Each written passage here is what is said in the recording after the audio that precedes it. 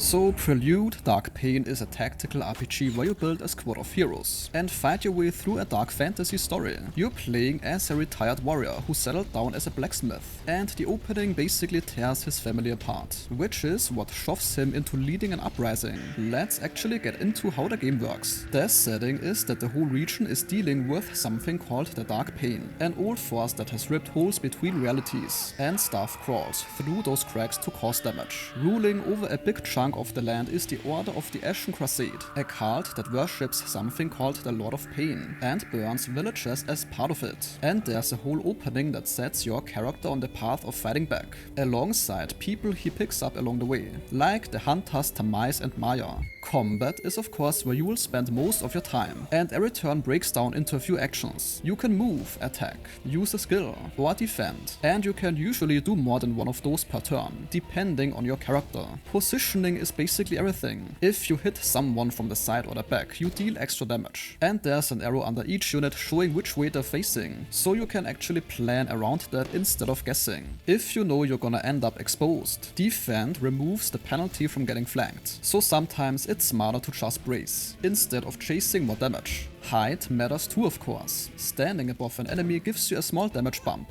And yeah, it works the same way in reverse, if you're the one down below. The combat is surprisingly satisfying with great sound effects, decent animations and great scenes, and backdrops. Also, the art style is simply amazing. Your skills are tied to battle points. Each hero generates a couple per turn, and can bank up to 4. And every skill's got its own cost, reach and area of effect. So you're kind of always deciding whether to blow your points now, or hold them for something bigger next turn. Some skills also cause stuff like bleeding, exposed or blindness. There's a whole fight built around this too, one where the objective is literally to knock enemies off a moving cart, and pushing them into an obstacle or another unit stuns them, rather than killing them outright. The bosses get their own twist, of course. Their big attacks get telegraphed ahead of time, in the turn order, and figuring out how to avoid or brace for it basically becomes the whole point of the fight. Some characters also have weirder unlock conditions, like one support character who needs to land a regular attack first, before certain of her abilities even become usable, and only one major curse effect can be active in a fight at a time. There's a strategy view you can pull up mid-battle. Tapping into it shows you the whole grid,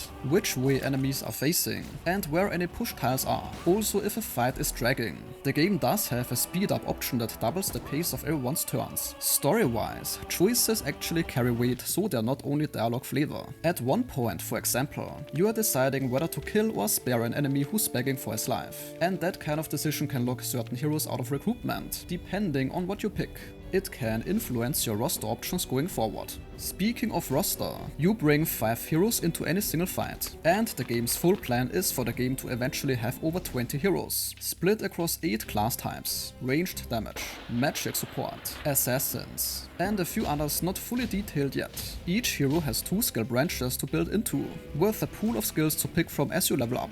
And you can craft or upgrade gear back at your base, using resources you bring back from missions, outside of straight up battles. There's a world map to explore side quests on, plus a raid system where you send heroes who aren't in your active squad off to gather resources, spy on enemy factions, or help settlements under threat. These heroes are of course unavailable for regular battles while they're off doing that, so you're always kind of managing who's out doing side stuff versus who's actually ready to fight. Now, worth mentioning, this is an early access release, and that version is set to include the first act, 9 heroes, and somewhere around 15 hours of content, with roughly a year planned before everything is fully built out. If you're into stuff like Final Fantasy Tactics or War Tales, where the squad building and the story choices matter just as much as the fighting itself, then this one's certainly worth watching.